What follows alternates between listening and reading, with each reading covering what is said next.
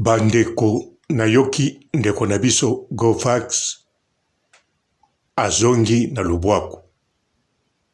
Bon, bandeko situation sikoyo eza différent par rapport ya modèle oyo elekaki. Bandeko awawa foko linga koyeba likambo moko moko. Tokotuna pe o alinga yeba bandeko na biso mbote bapapa bamama bandeko mbote barando na barandonete mbote patoyo balingaka rando na ba oyo balingaka rando te mbote ba jeune garçon na ba jeune fille mbote bana mike na ba bébé mbote ba Sainte Anuarite, Sainte Thérèse, Sainte Ingrid Kabongo. Bandeko tomonaki ndeko na biso Gofax abimaki. Toyokaki pe makambo alobaki. Tomonaki pe bandeko na biso Baleine alobaki. Pe tomonaki ndeko na biso Gofax azwaki champagne oyo batindeli ye ndenge alobaki na la baronne. Alors na chaîne ya bazozo na yoki balobi Gofax azongi na boloko. Bandeko mutu oyo akendaki bakangi ye azalaki na garde à vue abimi elakisi keke azwi liberté conditionnelle. Nandimi te na garde à vue bapiaka bato liberté conditionnelle, non. Na garde à vue baliberaka mutu po moosala 24 heures eza te. Okepa na yo bakoki kokonvoke yo mokolo mosusu oya. Ou bien bakokotika bongo. Po bapesa yo liberté provisionnelle fo ezala kaka na lubwaku. Ndenge nga nayebi te soki na garde à vue ya Maroc bapiaka batu ndenge bandeko na biso bazozo baza koloba. Me bandeko toyebi makambo oyo elekaki na Maroc a parti ya Yayuda akendaki kuna.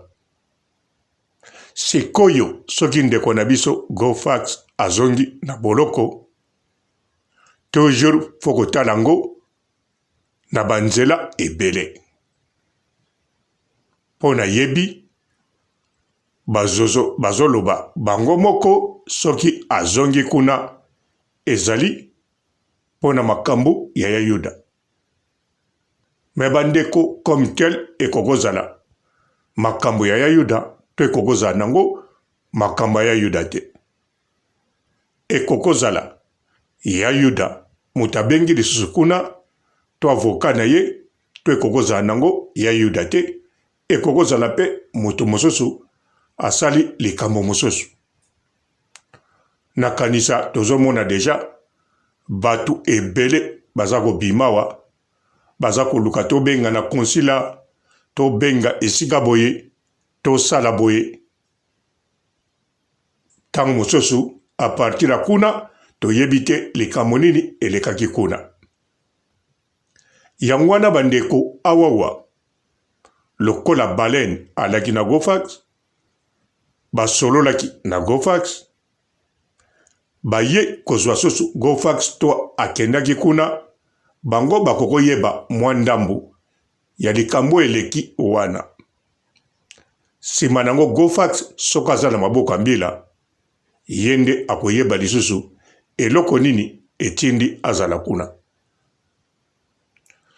Alors bandeko oyo makambo oyo soki penza réellement ndeko na biso Gofax bakangie lisusu na ngonga oyo tokoki kotia yango na direction ya mutu te.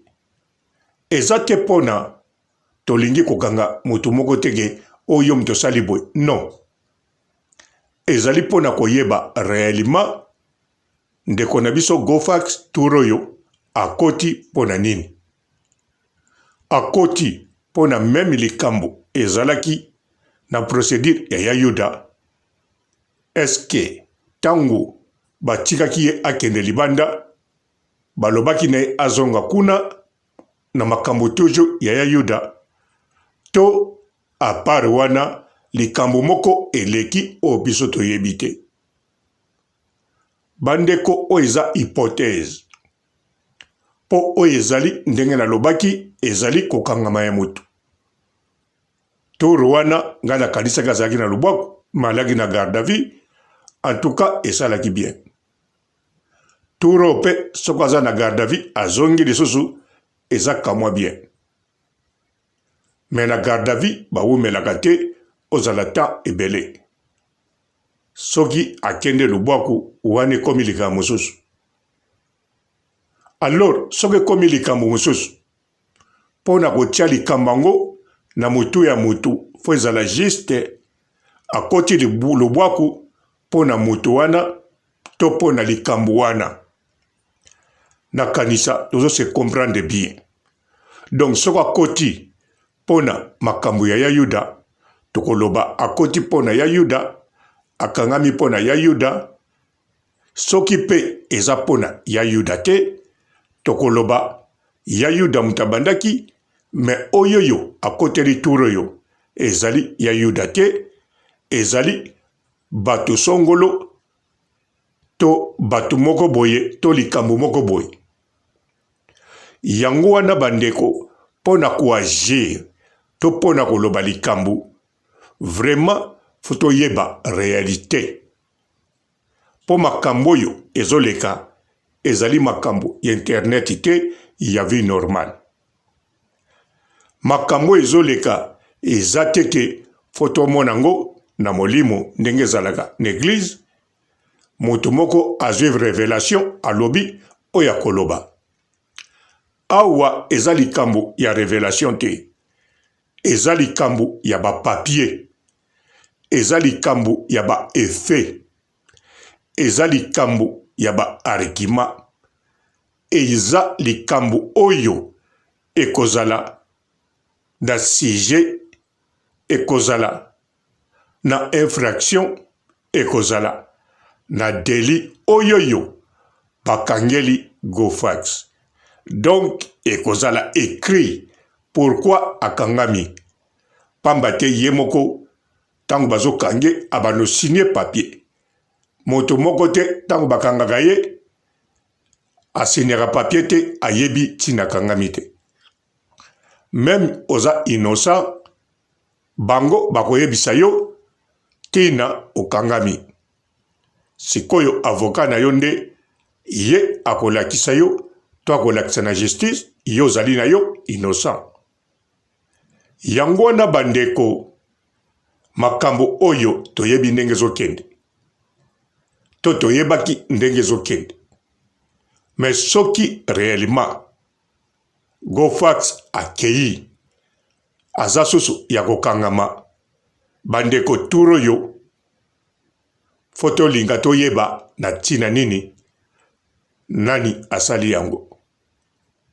Ata toko suspecte ke ezakaka makamba ya Yuda mais awa eza likambo ya ko suspecte te parce que kuna bazo salango légalement. Résultat nyonso ekouta epai ya kangami pe na ba papier oyo Gofax akosigné. Soki réellement azongi to akangami lisusu. Bandeko foko yeba ya Yuda ndenge asalaki bongo, ndenge Gofax abimaki amelaki champagne ekoko pia ekanda akoko benga bavoka na ye atuni makambo bakokanga susu Gofax na n'importe quel likambo eyebani te. Comme tel ya Yuda ekoko zala ndenge bale na lobaki ya Yuda aretiraki plainte. Gofax bakangaki ye pona makambo ya mikanda. Alors batiki ye babengisi ye yaka lisusu okoya boye mpo na makambo mikandano bakangi ye lisusu wana ekozala toujours na compte ya Yuda. Sikoyo nde soki Yuda aretiraki plainte to aretiraki ne plainte te me bakangaki ye mpo na makambo ya mikanda batiki ye mpo na makambo ya mikanda sikoyo bakangi ye alors faut toyeba eloko nini bakangi ye lisusu tokoloba mbala moko te ke o eza ya Yuda tokoloba pe mbala moko te o eza makambo ya mikanda tokolinga tozela resultat kuna tozela oyoyo GoFax ye moko bapapie akosinye akoyeba likambo nini bakangeli ye. Nakanisa bandeko tozo comprendre makambo ya boye pona koyeba ngo bien batiaka nanu kanda na moto moko te bakizaka moto moko te donc balakisaka mosapi na moto moko te oyo asali yango pamba te bapapie ekoloba pe leta ye moko akoloba na GoFax po fo koyeba yango pe na moma oyo bato ebele balingi bandeko na biso o baza na Maroc bazwa likama donc bato wana bazo kipe ke soki ya Yuda ako continue to ya Yuda ako tika misusu balingi ba profiter bango moko na modèle na bango moko me batia kombo ya Yuda liboso yango na lobi fokozala ekenge po kokozala ya Yuda comme tel eza nango ya Yuda te eza kaka batu ba profiter na sima na kombo ya Yuda lokolo ezoloba maboye basali likambo moko pote ndeko na biso GoFax akangama ndenge tozomona biso moko na ba chaîne baza koloba eza pe na batu o toza komona te ba main noire bakoki pe kosala likambo alors bandeko nga na lobi te ke ezali boye eza mutu moko boye aza main noire na lobi pe te ke ezali bandeko mosusu na lobi pe te ke ezali ya Yuda eloko nga na lobi résultat ezali nango clair na ba papier ndeko na biso GoFax yende mutu akoyeba pona nini turo yo azali na maboko ya mbila nge loko nde na saleli émission oyo lokola ezali makambo ya vie normale pe vie ya mutu alors totia ngambu na esika esengeli te toloba kombo ya mutu po te toza na posa ya koloba pamba te mutu oyo réel asali ke GoFax azala ya kokangama tokoki kobosana to tokoki kotika ye toakize mutu mosusu par exemple soki ezali mutu moko ya main noire mutu asali po GoFax akangama biso tokoya koloba ya Yuda nzoka eza nango ya Yuda te ekoki kosala ya Yuda mutu asali po GoFax akangama biso tokokoloba mama kimpi nzoka eza nango mama kimpi te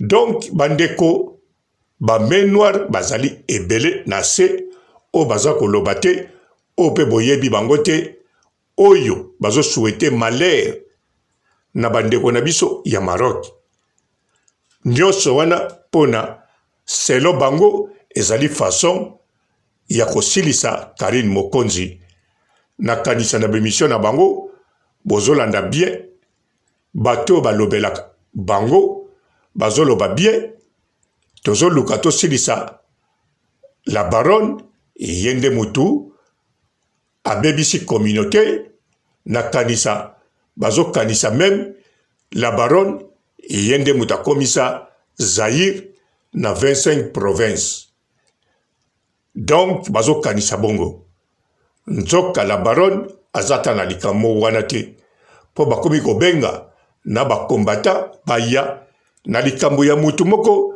oyo azanga na ye munduki atambolaka na bambeli te aliaka lipa na ye alambaka ba crevette na ye me balobi aza kobebisa communauté kalate bakoloba yende mutakabola 25 provinces sikona ba parti mususu wana bakobengana ka ba mikolo mboka pote bachaka bapaya oyo bakouta na Israel bakouta bisika na bisika na bangombe pote bavandaka wana nzoka ezala baronite yangwana bandeko awawa makambo ya GoFax na turo yo tozala calme towelela mbangu te ya koloba eza ya Yuda ata batu oyo balobelaka ye balobi ya Yuda mutakangisi ye ya Yuda longi biso tokipe wana te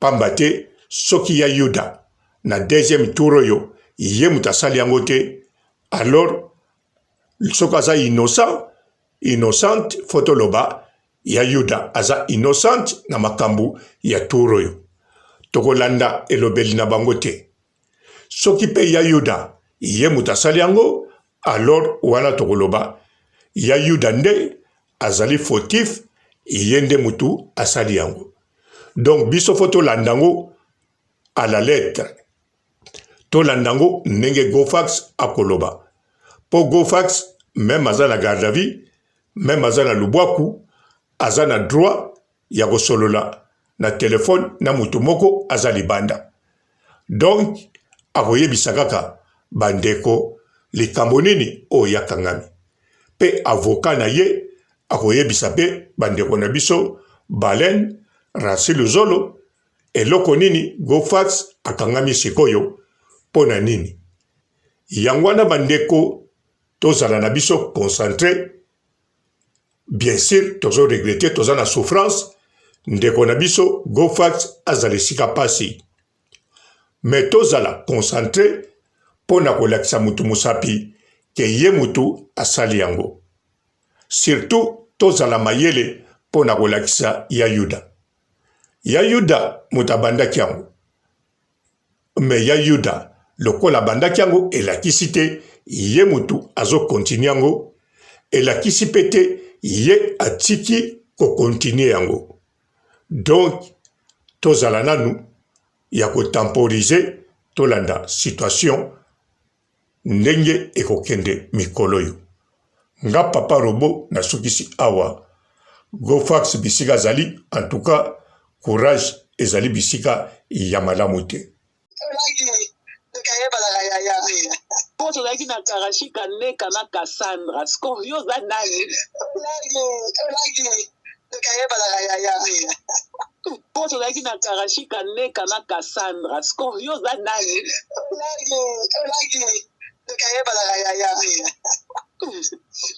Poso laki na karashika neka na Cassandra Scorio za nani Poso laki na karashika neka na Cassandra Scorio za nani Poso laki na karashika neka na Cassandra Scorio za nani Poso laki na karashika neka na Cassandra Scorio za nani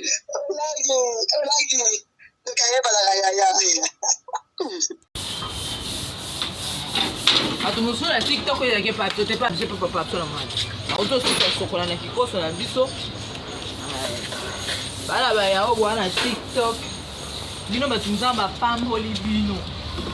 Ye bino ba papa obo kuti déjà la ben baba. Ba ben on la salle de bain aussi sur côté ba mon la chambre et tout ça. Biso aussi ba chanson. Biso aussi sur ko na kikoso boye. Oye makolo na libanga. Mone no kulula. Okululi makolo na libanga papa silisi allez au kaleso na nga na uto nika donc na yeboye na passer no makolo na nga silisi la fille ba yima ma osala ai na nini kaleso na nga allez awa na kena ina ta bilamba. Bonjour fidèles internautes de www.elengiakomba TV. Bonjour, bonsoir, balandi nyonso ya Elengi ya Komba, Congolaise TV. Belé, partout dans le monde, partout où vous êtes, partout où vous êtes, Elengi à Combat TV, vraiment. Bonjour, bonsoir, on va abonné, Bafan sur Elengi à Combat Congolais TV. Bonjour à mon boss, on a appelé ça vraiment un pandi. Bonjour à mon boss, JP Kiama. Je salue mon boss Balobi, boss des boss, Babi, JP Kiama. Bonjour, na Elengi à Combat Congolais TV, vraiment. Ramon Lazana, chaîne de ça qui topo, il y a boss de JP Kiama, et boss des boss, il y a un danger. Donc, on va accepter le Lazaki. Ya boss na biso JP Kiama nzambe na ngai ba boss bazali ba boss bazali JP Kiama le boss des boss. Napesi d'abord bonjour te ba mbote belé na mo boss JP Kiama wana na koza ngisaote donc na ko lekate sana napesa mo boss JP Kiama boss des boss. Bonjour fidèles internautes de www.Elengi à Combat TV. Bonjour bonsoir balandi nyonso ya Elengi à Combat Congolaise TV. Belé, partout dans le monde, partout où vous êtes, partout où vous êtes, Elengi à Combat TV, vraiment. Bonjour, bonsoir, on va abonné, Bafan sur Elengi à Combat Congolais TV. Bonjour à mon boss, on a appelé ça vraiment un pandi. Bonjour à mon boss, JP Kiama. Je salue mon boss Balobi, boss des boss, Babi, JP Kiama. Bonjour, na Elengi à Combat Congolais TV, vraiment. Ramon Lazana, chaîne de ça qui topo, il y a boss de JP Kiama, et boss des boss, il y a un danger. Donc, on va accepter le Lazaki. Ya boss na biso JP Kiama nzambe na ngai ba boss bazali ba boss bazali JP Kiama le boss des boss. Napesi d'abord bonjour te ba mbote belé na mo boss JP Kiama wana na koza ngisaote donc na ko lekate sana napesa mo boss JP Kiama boss des boss. Belé, partout dans le monde, partout où vous êtes, partout où vous êtes, Elengi à Combat TV, vraiment. Bonjour, bonsoir, on va abonné, Bafan sur Elengi à Combat Congolais TV. Bonjour à mon boss, on a appelé ça vraiment un pandi. Bonjour à mon boss, JP Kiama. Je salue mon boss Balobi, boss des boss, Babi, JP Kiama. Bonjour, na Elengi à Combat Congolais TV, vraiment. Ramon Lazana, chaîne de ça qui topo, il y a boss de JP Kiama, et boss des boss, il y a un danger. Donc, on va accepter le Lazaki. Ya boss na biso JP Kiama nzambe na ngai ba boss bazali ba boss bazali JP Kiama le boss des boss. Napesi d'abord bonjour te ba mbote belé na mo boss JP Kiama wana na koza ngisaote donc na ko lekate sana napesa mo boss JP Kiama boss des boss.